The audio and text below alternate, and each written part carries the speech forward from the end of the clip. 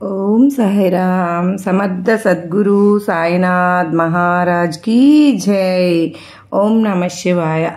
చక్కగా కార్తీక మాసం అంతా కూడా మనందరం చక్కగా దీపాలు పెట్టుకుని ఆ శివయ్య అనుగ్రహాన్ని కూడా మనందరం పొందాలని మనస్ఫూర్తిగా మీ అందరి తరపున కూడా నేను కూడా సాయినాథుని ఆ శివయ్యను కోరుకుంటూ ఈరోజు మీరందరూ కూడా కోరిన కోరికలన్నీ కూడా తీర్చేయాలని నేను ఆ బాబావారిని కోరుకుంటూ ఉన్నానండి. మరి ఈరోజు సాయినాథుని సందేశం ఏంటి అంటే కనుక, బిడ్డ, నువ్వు పోగొట్టుకున్న నీ అదృష్టం ఒక్క రోజులో ఆ తల్లి లక్ష్మీదేవి నీకు ఇవ్వబోతుంది.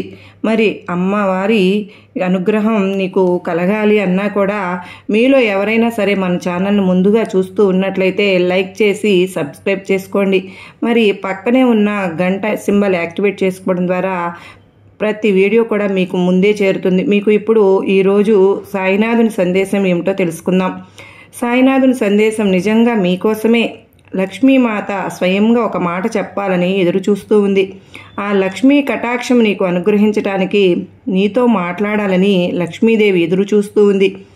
ఆ తల్లి చెప్పే మాట ఈ తల్లి నీకు అందిస్తుంది కనుకనే నీకు మనసు పెట్టి ఒక్కసారి వినమ్మా అని బాబావారైతే అత్యద్భుతమైనటువంటి సందేశం మన ముందుకైతే తీసుకొచ్చారండి.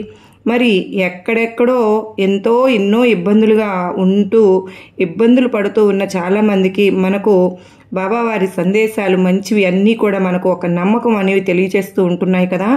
మరి సాయినాథునికి మనం చక్కగా పూజ చేసుకుంటాము. అన్నింట్లోనూ మంచి ఎవరు ఏం చెప్తే అది చేస్తూ ఉంటాము. అది మన నమ్మకమే.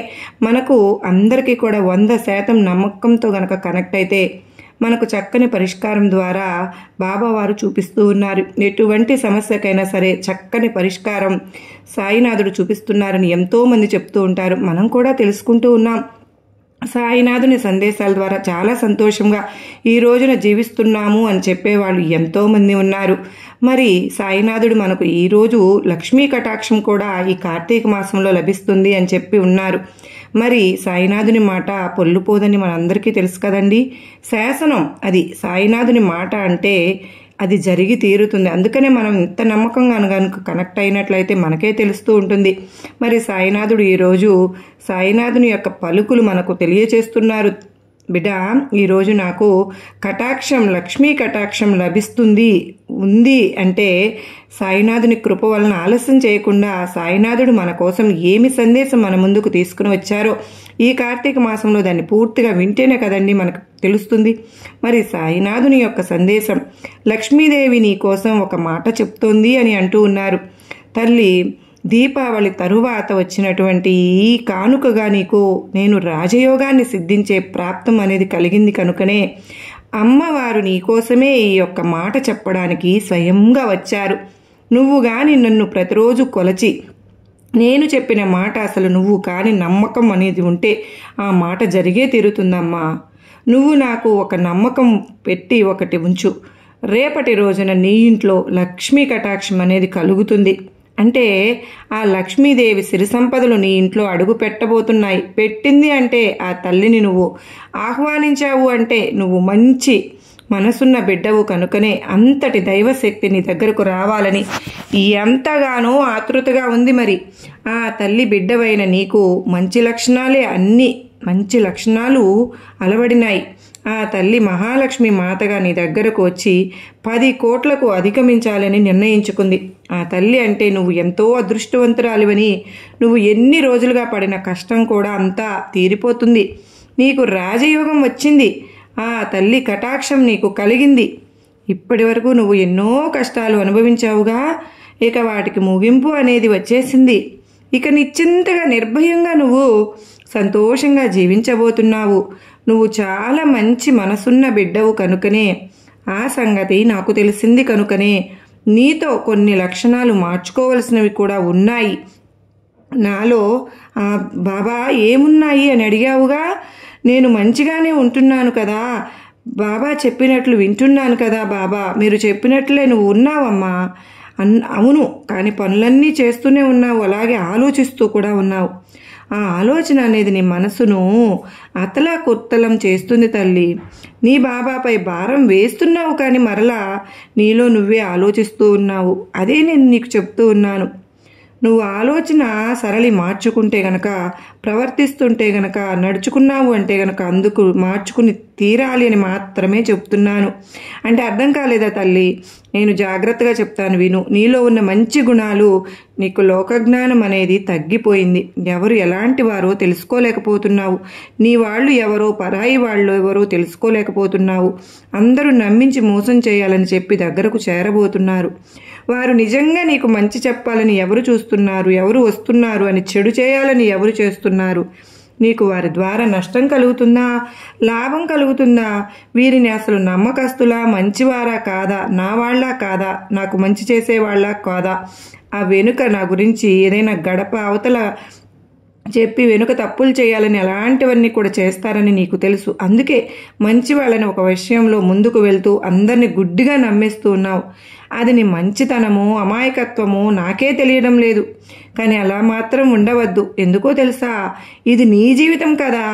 ఎవరో ఏదో అని వెళ్ళిపోతే అది నువ్వు స్వీకరించగలవు. కానీ నువ్వు ఇంత నమ్మకంగా, ఇంత న్యాయంగా ఉన్న నీకు అందరూ మంచి కోరారు, నీకు చెడు కలిగించాలి, నమ్మక ద్రోహం కలిగించారుగా. అది అన్నప్పుడు నీకు ఎంత బాధగా ఉంటుంది చెప్పు. ఆ బాధ నీ బాబాకు తెలుసుకో. కనుకనే నీకు మాట ఇస్తున్నాను. ఎదుటివారు ఎటువంటి వారు నీ ఇంట్లో వారితో గొడవలతో పెట్టాలని చూస్తూ ఉన్నారు. నీ ఇంట్లో వాళ్ళకి నీపై తగాదాలకు ఉసుగొలుపుతూ ఉంటున్నారు. వాళ్ళు ఎవరు?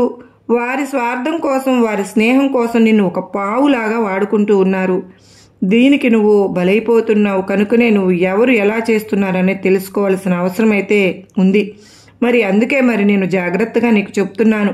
నీకు వ్యాపార స్థలంలో అయినా సరే, నీ ఉద్యోగ స్థలంలో అయినా సరే, నీ ముందు పనిచేసే చోట అయినా సరే, నీ చుట్టుపక్కల వారైనా, నీ స్నేహితుల, బంధువుల, ఎవరైనా సరే అవసరం కోసం నిన్ను వాడుకుంటున్నారని మాత్రం అర్థం చేసుకో. నిన్ను మంచిగా వాడుకుంటున్నారు, పొగుడుతున్నారు, నిన్ను బాగా సమర్థిస్తూ ఉన్నారు. ఆ తప్పు, అది కరెక్ట్ అని చెప్పకుండా గుడ్డిగా నిన్ను ఎవరైతే సపోర్ట్ అయితే చేస్తూ ఉన్నారో వాళ్ళకి అసలు నీ వల్ల ఏమి ఉపయోగం, ఏమి ఆశిస్తున్నారు, ఏమి లాభం, ఎందుకు ఇలా చెప్తున్నారు, నేను కరెక్ట్ అయినా, నేను సరైనా, వీళ్ళు నాకు కావాలని చెప్తున్నా, ఇవన్నీ కూడా నువ్వు ఆలోచించాలిగా. అవసరం అయితే ఉందిగా.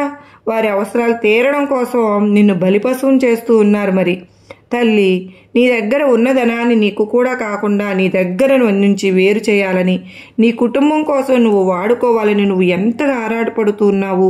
కానీ దానిని వాళ్ళు లాగేసుకుంటున్నారు. నిన్ను అవసరానికి బలి చేస్తున్నారు. నీ ఇంట్లో వాళ్ళ దగ్గరే నీకు ఒక శత్రుత్వం అన్నది చేస్తూ ఉన్నారు. నువ్వు వారి వలలో చిక్కుకుపోయావు. కనుకనే రేపటి రోజున ఈ బాబా నీకు సందేశం చెప్పాలని వచ్చాను. మరి నువ్వు చాలా దారుణంగా మోసం పోతున్నావు. కనుకనే ఆ విషయం చెప్పాలనే నీ బాబా నీకు ఈ సందేశాన్ని పంపిస్తున్నాను. ఆ లక్ష్మీమాత నీకు దగ్గర కావాలని నువ్వు వాళ్ళు ఎవరో జాగ్రత్తగా కనిపెట్టు. ఇప్పటికే నీకు అర్థమైపోయింది వాళ్ళు ఎవరో.